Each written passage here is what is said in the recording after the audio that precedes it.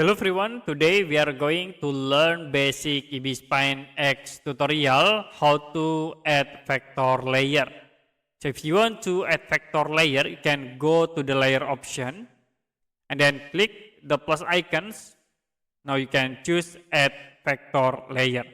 So we have the vector layer with this image.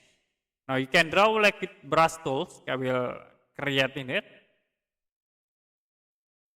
To edit, you can use the vector tools, select, and will be show for the lines in the center of the object. Now you can click. You can click these three dot icons, like I will edit vertex, so we show the vertex.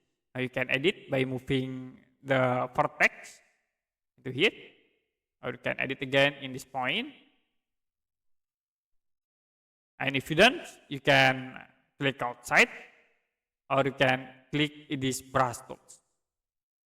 To edit again, you can click vector and you can select the object. Choose this option to move like in flip horizontal, or you can edit again in other options like flip to vertical. Okay, that's it for basic Ibis X tutorial how to add vector layer. If you have any question about tutorial, you can comment below this video.